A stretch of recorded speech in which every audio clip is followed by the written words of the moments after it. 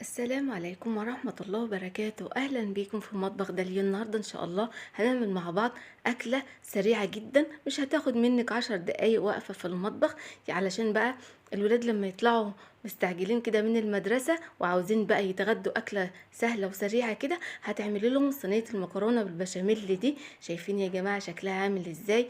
قد ايه طرية وجوسي، من غير بيض ومن غير جبنة موتزاريلا، على طريقة أمهاتنا بقى بتاعت زمان. شايفين يا جماعة؟ حلوة وسهلة، مش هتاخد منك وقت. وقبل ما ندخل على الطريقة، يا ريت تعملي لي لايك واشتراك في القناة. يلا بينا نسمي الله ونصلي على الرسول ونشوف معانا ايه. اول حاجة هعصق بقى اللحمة المفرومة بتاعتي. حطيت طاسة على النار فيها كده يعني حبة معلقتين من الزيت ومعلقة سمنة. نزلت بقى ببصلتين مفرومين في الكبة بالشكل ده كده يا جماعة. هبدأ اشوح البصل لحد ما يدبل معايا بالشكل ده كده، يا دوبك بس يدبل معايا، ما بياخدش لون ولا اي حاجة خالص. خلاص كده البصل دبل معايا. بنزل بقى باللحمة المفرومة، وهي عبارة عن نص كيلو لحمة مفرومة. هنزل بقى بيها وابدأ اشوحها كده مع البصل لحد طبعا ما لونها بقى يبدأ يغير معايا بالشكل اللي هنشوفه مع بعض دلوقتي. بقلبها بقى كويس كده مع البصل لحد ما لونها يتغير. وطبعا الاكله دي يا جماعه سهله وما بتاخدش منك وقت خالص في المطبخ. شايفين اللحمه كده خلاص اتشوحت معايا مع البصل ولونها غير معايا بالشكل ده كده.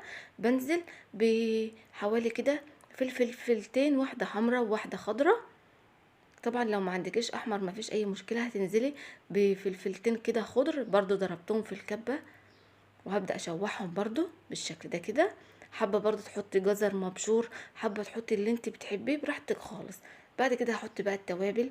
معايا فلفل اسود وكزبرة وكمون وبابريكا، بصل بودرة وتوم بودرة، ومعايا كمان قرفة وجنزبيل. طبعا اي توابل انت بتحبيها تقدري تحطيها. حطيت بقى التوابل وحطيت طبعا معلقة من الملح. وهبدأ بقى اشوح التوابل كده مع اللحمة بالشكل ده كده يا جماعة. بعد كده عندي كمان كان في معلقتين بقى من الصلصة كده في البرطمان، حطيت عليهم معلقة مية، قلبتهم كويس. وبعد كده نزلت بيهم برضو. طبعا لو ما عندكيش صلصة هتبشري طماطمية كبيرة او طماطمتين بالشكل ده كده وتقومي حطاهم على اللحم. كده خلاص ما عدناش بقى هنضيف اي حاجة تاني خلاص. هسيب بقى اللحمة بتاعتي كده تستوي شوية، يعني حوالي مثلا ربع ساعة على نار هادية بقى لحد ما تستوي معايا وبقت بالشكل ده كده. خلاص هطفي بقى عليها النار وابدأ بقى اسلق المكرونة في حلة فيها مية على النار. غلت معايا بالشكل ده كده. هحط معلقتين زيت واحط كمان معلقتين كده ملح. وهبدأ بقى اسلق المكرونة بتاعتنا كده. خلاص اهو يا جماعة هنزل بقى بالمكرونة. نزلت كده باول كيس، وانا هعمل كيسين من المكرونة عشان هعمل صينية كبيرة. انت لو حابة تعملي بس كيس واحد من المكرونة هتعملي كيس واحد وتحطي عليه ربع كيلو لحم. هبدأ بقى اسلق المكرونه كويس وهي بتتسلق يعني 3/4 سوا، ما بتتسواش تسويه كامله. بتبدأي بقى تطلعي كده مكرونه وتختبريها، بتلاقيها خلاص كده دخلت على السوا. خلاص كده المكرونه بقت جاهزه بقى. هصفيها بالشكل ده كده. وبعد كده هجهز البشاميل. معايا هنا يا جماعه حوالي كيلو ونص من اللبن. هحط له بقى حوالي كده 6 7 معالق من الدقيق. يعني انت كل كوباية لبن هتحط لها معلقة دقيق على حسب بقى ما تعملي الصينية بتاعتك. هقلب بقى الدقيق كويس كده مع اللبن لحد ما يختلط تماما وما يبقاش فيه اي تكتلات خالص. وانا بعمل البشاميل بتاعي على البارد. جربيه بقى بالطريقة دي هيعجبك جدا جدا. الطريقة دي ما بتاخدش بقى مادة دهنية كتير خالص يا جماعة ولا اي حاجة. نزلت كمان هنا حوالي بنص لتر من الشوربة بالشكل ده كده. لو حابة تعملي ال2 كيلو لبن مفيش مشكلة. انا بعمل كده يعني كيلو ونص لبن عليهم نص كيلو شوربة. حطيت بقى الملح بتاعي وحطيت الفلفل الاسود، وهحط كمان مكعب من المرق. وهقلب بقى كله كده كويس مع بعضه الاول. وبعد كده بقى يا جماعة هحط معلقتين بس من السمنة. لكن شايفة بقى انت لو بتعملي البشاميل بقى على السخن، ان انت تحمري الدقيق في السمنة، هتحتاجي مادة دهنية كبيرة جدا. لكن هما معلقتين بس من السمنة، وبعد كده يا جماعة رفعته على النار لحد كده ما بدأ يتقل معايا بالشكل ده. وطبعا كل شوية تقلبي فيه علشان ما يكتلش منك بالشكل ده كده اهو. يا جماعة شايفين قوامه كريمي جدا وبدأ يتقل معايا اهو. والطريقة دي سهلة جدا وكمان صحية وخفيفة، علشان طبعا ما فيهوش اي مادة دهنية كتير. كده خلاص بقى جاهز معايا البشاميل يا جماعة، شايفين كريمي كده وحلو جدا. خلاص بقى هطفي عليه النار وهوريهولك برضو معايا. شايفين القوام بتاعه بيكون بالقوام ده كده. هجيب بقى الصينية بتاعتي بقى اللي هدخلها الفرن بالشكل ده كده. وكمان المكرونة اهي بوريها لك بقى بعد ما اتسلقت معايا وصفتها كويس، وانا ما بغسلش المكرونة ولا حاجة. هاخد كده كبشتين كده من البشاميل احطهم بقى على المكرونة بتاعتنا، وابدأ بقى اقلب المكرونة بالبشاميل كويس. شايفين طريقة سهلة وبسيطة ومش هتاخد منك وقت خالص.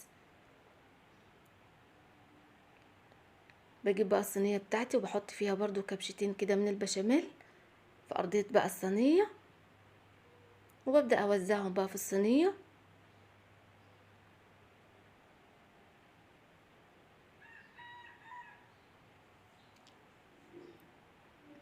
بنزل بقى يا جماعة بنص المكرونة بتاعتنا بالشكل ده كده، وابدأ بقى اوزعها في الصينية كويس علشان كلها بقى تبقى سمك واحد، ما يكونش فيه حتة عالية وحتة واطية. انت بقى بتبدأي تسويها بالشكل ده كده، بتظبطيها بقى اهو.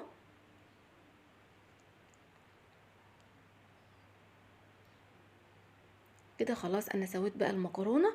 هبدا احط لها برضو معلقتين كده او كبشتين من البشاميل كده فوق المكرونه، علشان طبعا يا جماعه بقى البشاميل اللي بيمسك بقى كله كده في بعضه، بيمسك المكرونه مع اللحمه بالشكل ده كده.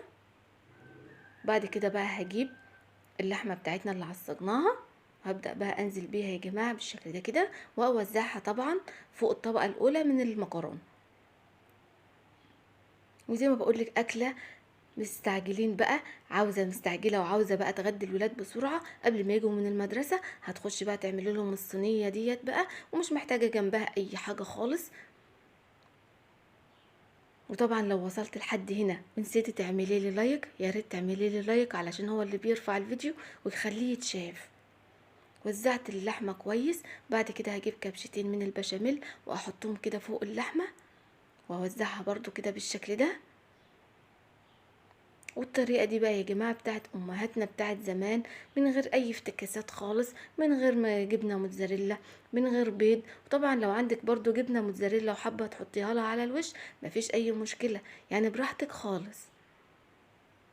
هبدأ بقى اوزع النص التاني بتاع المكرونة كده فوق اللحمة، واوزعه كويس بالشكل ده كده.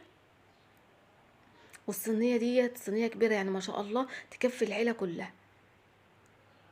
خلاص وزعت المكرونة كويس. هبدأ بقى اوزع برضو البشاميل كده فوق المكرونة بالشكل ده كده اهو يا جماعة. حابة برضو تحطي بيضة مع شوية بشاميل كده وتقومي حطهم على الوش برضو مفيش مشكلة. خلاص انا وزعت بقى البشاميل كله كده على الصينية بالشكل ده كده يا جماعة.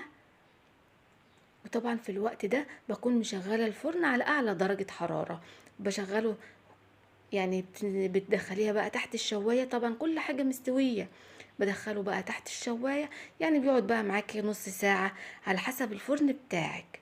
واول ما بتخرج شايفين يا جماعة لونها عامل ازاي، من غير ما حطينا عليها اي حاجة خالص على وشها. امهاتنا زمان كانت بقى بتعملها بالطريقة دي.